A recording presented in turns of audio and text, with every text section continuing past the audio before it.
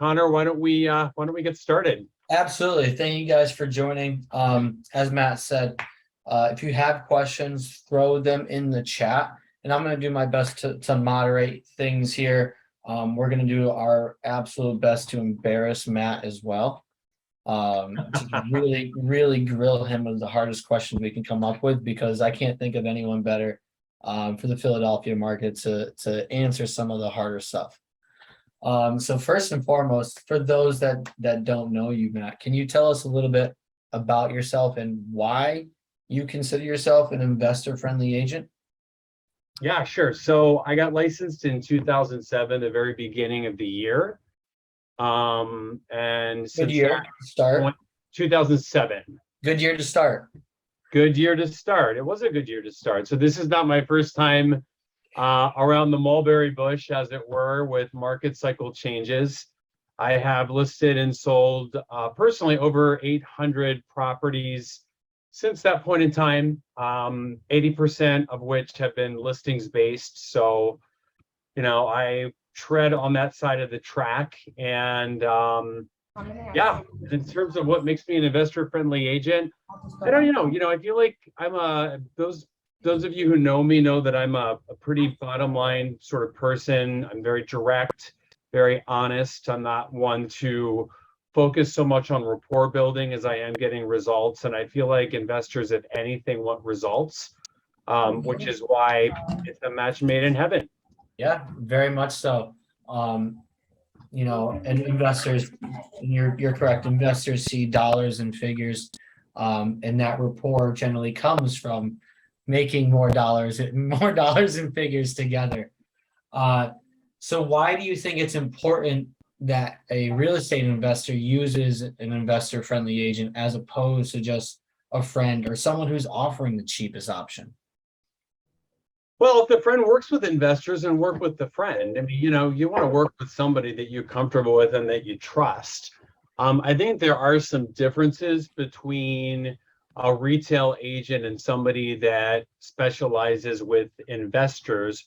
The first being that, generally as a retail agent, you aren't doing things like making projections, estimating what a value may be 6, 8, or 12 months from now. Right? They're selling somebody a house and they're going to be there for 10 years, whether the market goes up a little bit or down a little bit over the next, cycle, 2, 3, 4 years isn't really going to make a difference. When you are selling a property to an investor who expects to improve the property and sell it at a profit in 8 months, your projections need to be pretty dead on. Otherwise, that person's going to lose money and you're going to lose business. So a little bit of a different model, a little bit of a different approach. Now, you mentioned that you're doing a lot of the listing side.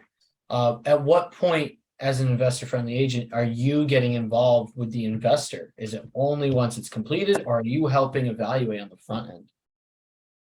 No, it's so I do sell them the property, find them the property in most cases, sell them the property, and then provide the a really realistic ARV, which is tricky. We can get into that a little bit later. I think it's really important that you, especially in today's climate, that you're conservative with your projections. Oh, this is being recorded? It is being recorded. Oh, sorry. Alma, you made me lose my train of thought there. So, in terms of the acquisition, I personally never recommend an acquisition price. That's really up to the investor to determine. I never know what their construction costs are. I never really know what sort of profit margin they want to make, how much risk they want to take, how much risk they don't want to take. So a lot of times people will be like, what should I offer? And that really depends on how many projects they have in the pipeline, right? How hungry are they for a deal now? An investor has 20 projects going on is going to have a much lower level of tolerance for risk than somebody that has nothing going on generally. Yeah. So it really depends. In terms of, I know we talk in Grid about projecting cost for renovations, and as agents, we should have some knowledge of what that looks like. But I never really know what somebody's construction costs are. And I could line up 5 investors And all of their costs could be completely different depending on who they're working with, whether they're doing the work themselves, how much volume they're giving to certain subcontractors. So I leave it completely up to them to determine what's my cost, what do I want my profit to be. What I can say to them is, hey, this is a solid location where there's going to be a low level of risk in a changing market. And I believe the ARV is going to be X 6 months from now. That's my role as the agent. Okay, absolutely. That is very good to know. So how would you have a client prepare to work with you? If this was a new investor, what's the best way from someone from this group right here to turn to you, Matt? I want you to be my agent on my investment properties. Yeah, well, I could tell you what I wouldn't want and what I get a lot. That helps too. Yeah. Which is, the phone rings and somebody says, I'm an investor and I want to invest in Philadelphia. Okay. So do you want to flip property? Do you want to acquire rental properties? Oh, I don't know. I just want to make money. And then I want to end that conversation really quickly. So the way that I would answer that question is, I will take on investor clients who are very clear about what they want, right? Okay. The more specific, the better. So whether that means a certain price range, whether that means a certain neighborhood, whether that means I want to do ground up new construction, non-ground up new construction, renos only, the more specific, the better, because you could end up spending a lot of time running around in circles with somebody that doesn't really know what they're doing or what they want. Nice. So everyone here knows when you're calling Matt, have an idea of exactly the type of projects you're going in. He'll be able to help you out with that. Now, and for the agents, there are a lot of agents on here. And I'm sure you guys get the calls too. It's no secret that we don't get paid an hourly wage, right? And we don't get paid unless we produce a result. Now, with that being said, personally, I'm not attached to a commission check when I'm working with a client. That's the great part of having a big book of business, is that I'm not counting on this transaction close to pay my electric bill. So I can be objective in the sort of advice that I give to people. At the same time, there needs to be guardrails around who we work with, especially in a changing market, how realistic they are, and ultimately the likelihood that you're going to be able to get them over the finish line, make them profitable, and make a profit yourself in the process. Yeah. So speaking of making profits, what areas and investment styles inside of Philly are you staying away from right now? Well, I myself am not really investing in a lot right now. I am picking up a rental property before the end of the year. What I'm advising clients is to really, really pay very close attention to location. In 2008, when the market changed really quickly, if you think of the locations as A locations, B locations, and C locations, the A locations tended to be the most resilient to price, softening. The B and C locations, in some cases, got killed when it came to price depreciation. So what I expect is going to happen over the next year is people are going to see a lot of really good deals in fringe neighborhoods that it may be really tempting to jump on. I would say steer clear of those because, the more transitional the neighborhood now, the more likely values are to change for the worse as the market gets more difficult. People will always gravitate toward purchasing in the best locations. And as inventory becomes available in the best neighborhoods, the only way for the other neighborhoods to compete is through price. Connor, can I jump in for a second? Sorry. I want to piggyback on what Matt said. And Matt, if you disagree, please. I believe that's fantastic advice, but really if you're thinking about flipping, because if you're thank you, Tribe. Yeah, 100%. Back to mute I go. Thank you. So Matt, how would you help evaluate a deal for a client that's asking your opinion if they should move forward with something that's in a fringe neighborhood, or what do you even consider a fringe neighborhood in Philly?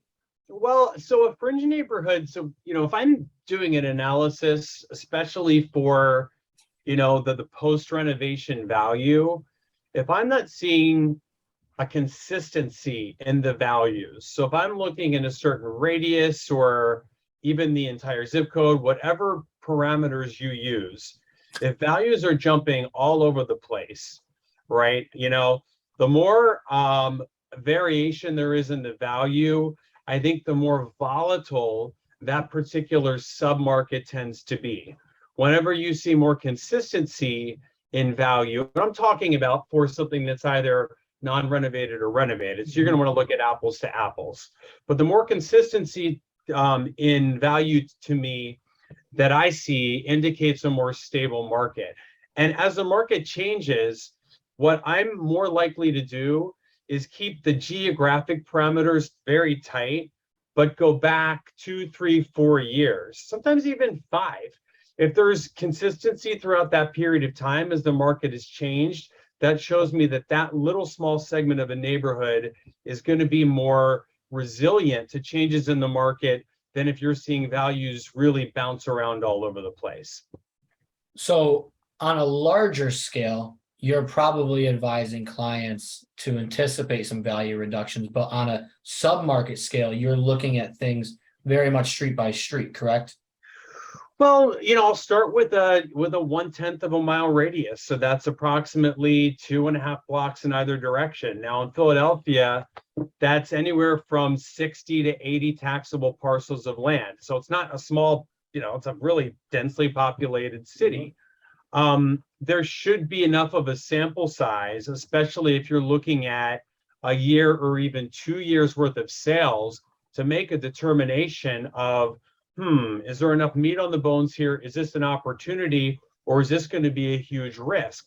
One of the big things that makes me chuckle, specifically with wholesalers, is that, I'll get wholesale emails and they'll say, oh, well, here's the post-renovation value, and they're plucking one sale out of 200 sales, or, over a 2-year period. And when I look at the entire list, they may be taking the highest sale and the next lowest sale is 20% lower. So, I take the fact that when I'm working, again, to Todd's point, with somebody that's flipping a house, when they're trusting you with $200,000, $300,000, $400,000, $500,000, $600,000, $700,000, $800,000 or more potentially, that's a huge amount of money. Do I need to mute? In less than 5 minutes. Fernando. A customer care representative will assist you momentarily. Can you see that? Fernando O is the name. Thank you, Fernando. Okay, there he goes. So yeah, so guys, you should never ever rush through the process of property valuations, but now more than ever, I think it's super important to take your time, to be very, very thorough, because ultimately, you could lose a client and have them in turn lose a lot of money if you're not doing your homework. Yeah. No, those are all very, very good points. And with pricing in mind and evaluations in mind, obviously things have gotten more expensive in the area in the past year. And personally, I'm a hard money lender, guys. I feel a lot of questions about how people can get into real estate investing with limited capital. So besides picking up simply smaller deals in those fringe neighborhoods that maybe won't be able to be resilient with the values, how do you recommend that someone gets started? I don't. You don't?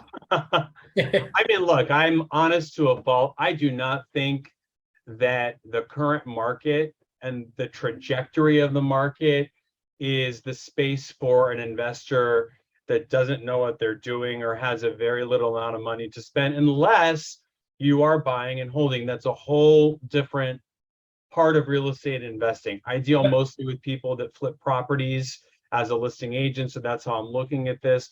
The buy and hold part of it, yeah, you're going to find great deals all day long, gobble them up, renovate them, hold them for the rest of your life, and become rich like our wonderful friend Todd Miller.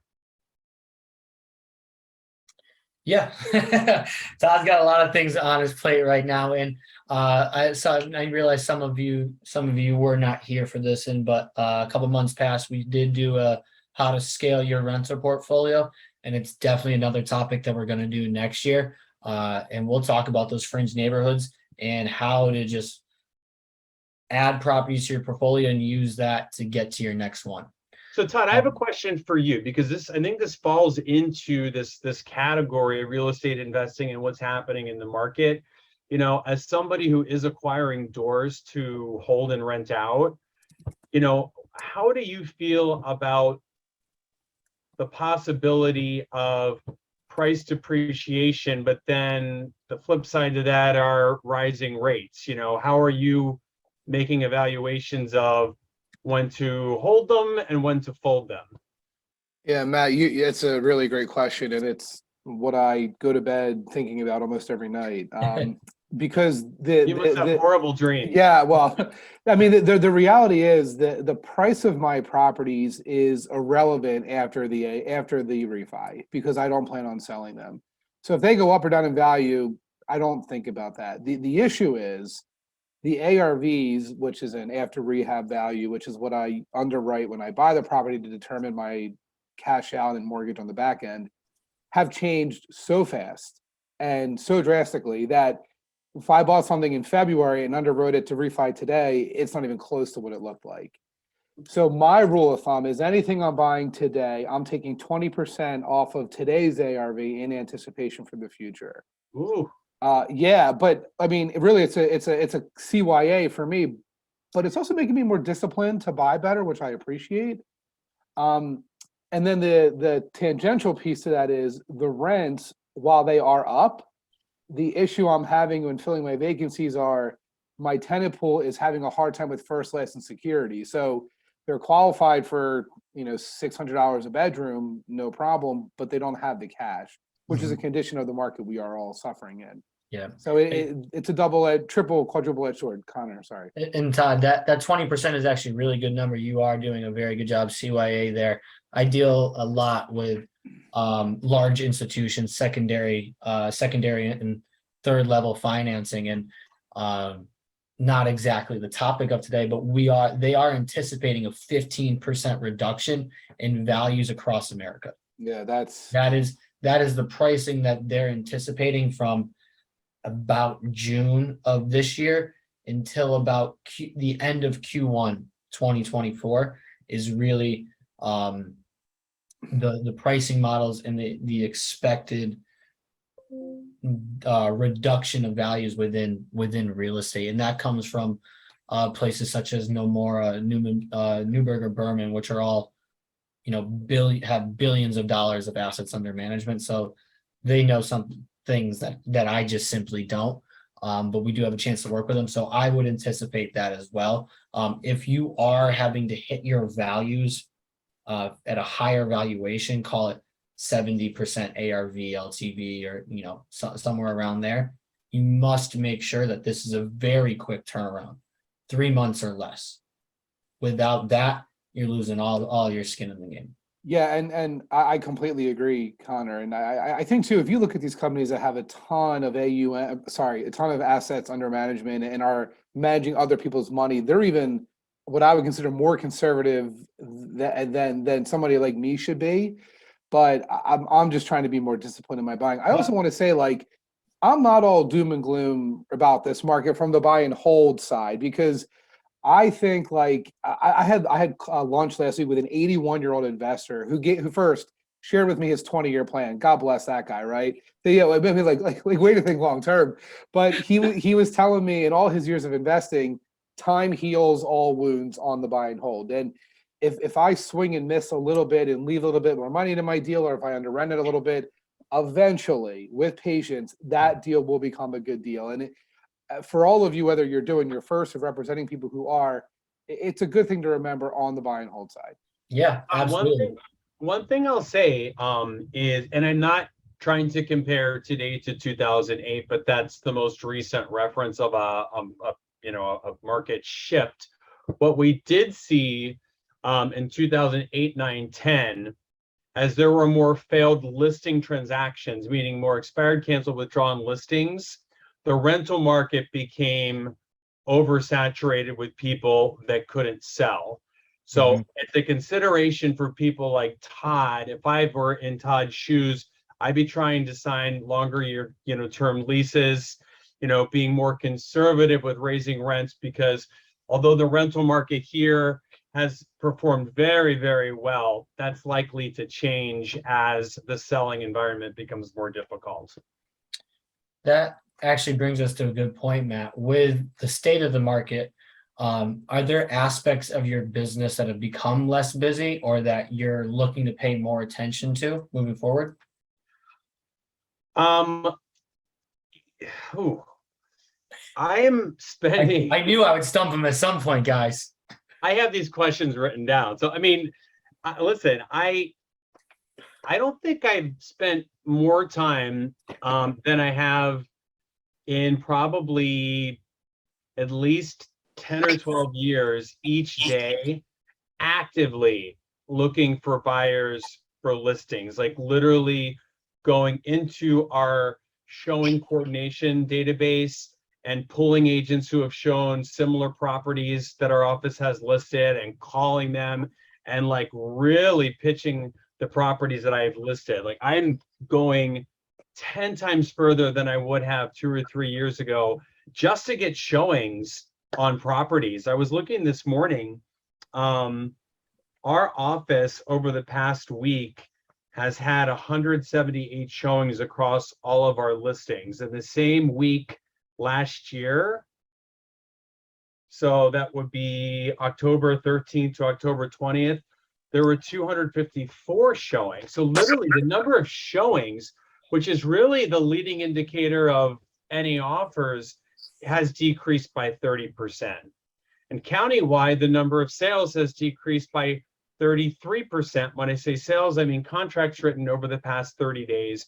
So it's taking a lot of, for me, I'm focusing really on generating as much foot traffic as I can, which just doesn't mean taking some pretty pictures and throwing them in MLS and going to happy hour. It means leveraging the relationships that I have and doing whatever I can, being really smart and thinking, who are the agents that are most likely going to have buyers for these listings, right?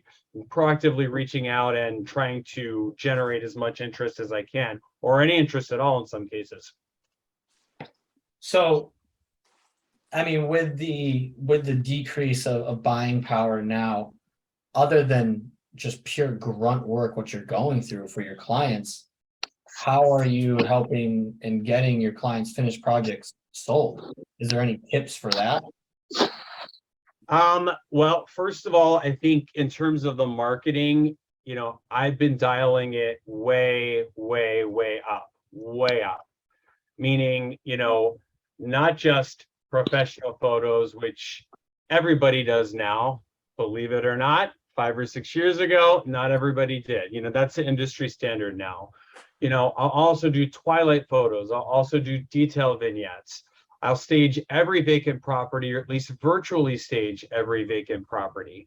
So on the marketing side, I want my team to do everything possible to make the listing stand out versus other listings that buyers are looking at. And then, as I said, aside from price, which is how somebody, you think about it, buyers don't just type in Philadelphia into the computer and just shop through 5,000 listings, right? They got to put in some criteria. And part of that criteria is a price range. So price is a big driver in marketing a property. But aside from that, on the back end, as I mentioned, I'm constantly, hours and hours a day spending time either sending emails, making calls, sending text messages, either to other listing agents that have similar products because they're getting buyer calls, to agents who have sold properties recently in a similar price range and neighborhood. They may have other clients. There are certain agents, if I look at, if I take a certain zip code and price range and look at all the sales in the past 6 months, if I see one agent has sold 4 or 5 properties in that price range and zip code, you better believe I'm going to call them. They may have a buyer for my listing. So it's a lot of just good old fashioned hard work behind the scenes. And then over communicating with the clients, it becomes critically important as there are fewer and fewer showings on listings. Sometimes I'll talk to a listing client 2 or 3 times a week, letting them know exactly what me and my team are doing behind the scenes. So even in the absence of foot traffic, they know that we're going the extra mile to get the property out there. Okay, very good. And although there's less opportunities out in the market right now, a lot of experienced investors at least are turning to new builds. How do you feel about that?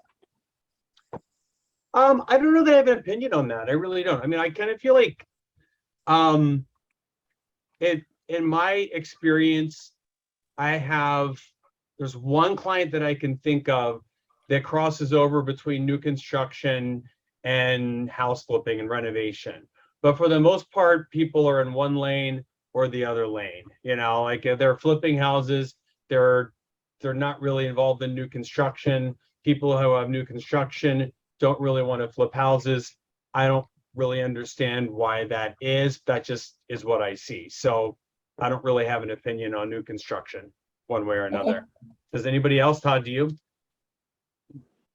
I don't love it from an investment standpoint as a buyer. I never really have. I don't build it, so I can't comment on it. But I will say in Philadelphia specifically, with our permitting process changing and our taxes changing a little bit, not to get political, but there's a construction tax coming next city council cycle. I believe you're going to see a massive pullback on new construction permits, not rehab permits, but new construction permits. Mm-hmm. And Matt, now the number one thing that people probably have the biggest issue with, and that at the end of the day, for me, I say it's an investor's job, is to go find deals. So how do you help clients win additional deals, or what tips or tricks do you have out there right now that someone can use today to be like, I'm going to put a property under contract right now? Yeah, I mean, well, there are a couple of things. First of all, I have like literally probably 30 very targeted searches set up in MLS that come to me.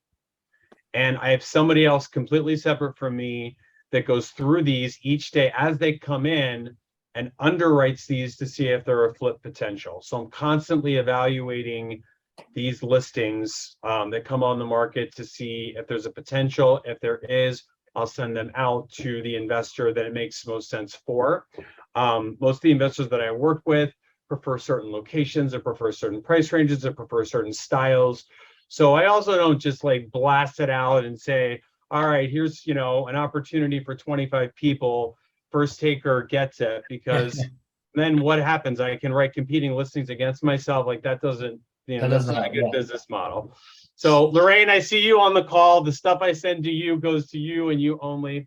Aside from that, winning the deal, I think there are a couple of things. As I mentioned before, and Lorraine will back this up, I won't advise on an acquisition price. I just don't do that, right? That's up to the buyer. What I will say, and what I would say to you, Connor, if you were a buyer, is write your best offer, knowing that if you get outbid by another buyer by even $1, that you can say to yourself, I'm fine with it because this literally was the best offer that I can make sense of. Don't play games. A lot of times you get one shot and one shot only. That's number one. Number two, leverage your relationship with the other agent if you can, right? That's always a big one. Number three, find out what you can about the seller's situation. For example, I found that with estate properties, sometimes getting the absolute highest value isn't the most valuable thing to the seller. Sometimes they want to know that, I don't know. I mean, I've been in competing situations where I've said to the executor, hey, this particular investor lives in the neighborhood. They restore these houses in a way that's consistent with the original architecture. Sometimes I'll send them examples of projects they've done before. I'll invite them to walk through the house after it's done, and they end up getting the deal even if they're not the highest offer. So it really, really depends on the seller and the seller's motivation. And the more that you can find out about that on the buying side, the more that you can tailor your offer to what the seller wants. Pride of ownership.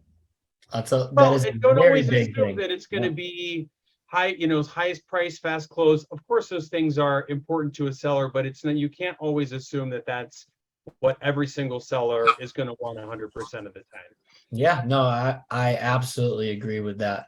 I mean, that's a big part about the off-market deals as well. It's understanding the situation of why they need to sell. As is the only reason people really don't make it to on market. They need to have a quick close, or they just want to know that it's going to go to an investor to be taken care of well. Yep. I don't believe I have any more questions. What did we miss? We miss anything?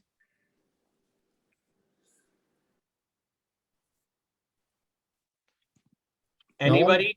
Anyone? Let me I see. have one quick question. Yes. So do you think that there's still in today's market value in some of those wholesale companies that have stuff coming to the market, or do you think that that's still, what's your opinion on that? Let me take that, Matt. Who Okay. are you working with? Oh Um, my. there's a couple that I get emails from. I haven't actually closed anything with anyone, but I don't really know too much about it. That's why I ask. Okay. That completely depends on the individual. Now, Matt was asking early on, how's the market going? What I'm seeing is that the off-market deals are beginning to have their price corrections, much more so than everything that's on market. What you need to, how many, don't mind me asking, how many deals have you done in the past? Is this your first deal, couple deals? I've been in the business for a while, but I was busy for the last couple of years, maybe did like 20 deals. That's about Okay. it. As an investor? No. Okay. So I have investors that I'm working with, and I see that I've been thinking that may be something that I want to think about in comparison to what's actually on the market. That's why. absolutely, because the number one thing that an investor needs is pipeline, and they got to be making offers. Now that's on market and off market. As an off market, for an agent on off market deals, it's obviously tough to make that commission. From a lender's perspective, sometimes we can build that cost in if you put that into the purchase price. However, Matt, you can speak to this. What I've seen in the past is that if you're securing a property for a client, an off-market deal, have them sign an agreement that you'll make double on the back end. Because as a flipper, you make your profit on the purchase. Unlike on a rental with Todd, you have to make your money on that purchase. On the off-market stuff, it depends completely who you're working with. What I've learned the most about Philly is it's the smaller individuals who are going to offer you the best deals, because you need to work with that relationship. So spend the time over the next 2 to 3 months saying, hey, I have clients, I'm investor clients, I'm working with this many people, let me know these type of deals. They start to trust, you'll start seeing those deals early on. Okay. The larger companies, they have their profit margins, they have the dollar amounts they need to hit. However, if you see them moving, there's people buying them, and there's a reason that they're being bought. Whether it's the investor can do it for a certain cost, how Matt doesn't estimate renovation budgets for them. That property they could be looking at, as he said, one client can do it for 60, it might cost someone else 30 because they're going to do the work. So that is a very big thing to evaluate, but the off-market properties, don't dismiss them. Double check their numbers. The one thing that you'll probably don't believe what they're telling you. You got to do your own your own homework. But that's why I was asking who you work with. I work with a lot of wholesalers. I also help to market off-market deals as well, so very well versed in that space. But I think that that's going to be the biggest way for people to get into deals. For me personally, I'm targeting properties that were purchased as Airbnbs. That is a market that, in my opinion, will be the first to go when discretionary spending goes. And a lot of the underwriting for Airbnb properties were done in a very loose manner, let's say. And when those mortgages can no longer be covered because people aren't going to places anymore, who's the first they're going to call? Someone that they can close quickly, the wholesaler. So those would be properties that can move quick. Sorry for hijacking. Thank you. Thank you. That makes a lot of sense. Thank you. The one thing that I would say, guys, is we're talking, especially the agents on here, but any investors as well. You know, when we're talking about the market, it's very easy to fall into generic speak, you know, talking about interest rates, talking about, you know, decrease in sales and whatever. I think it's like critically important to understand that you can take any price range and any neighborhood in Philadelphia, and you're going to find dramatically different market conditions. So I can't overemphasize the importance of not being overly generic and assuming that the market condition for a $300,000 house in Manayunk is going to be the same as it is for a $300,000 house in Grace Ferry. Two completely different things. There's going to be two different levels of inventory. There's going to be two different levels of month supply of inventory. So as things start to shift around, I find myself consistently looking in different neighborhoods, finding out where homes are selling, what price ranges are, you know, the target price ranges, and consistently, you know, being up to speed on what's going on where, and not just being overly general about the market. Yeah, really, like you said, but just to emphasize it, diving into that subdivision and that smaller market is really what's key, because I know I talked about it as a drop of 15%, but that's nationwide. That might not be true in, you know, a certain block radius, because there may be a new office building, there might be new infrastructure. So it's really, really key to dive deep and use an agent such as Matt that knows everything street by street. That's such a key part of the cog. Cool.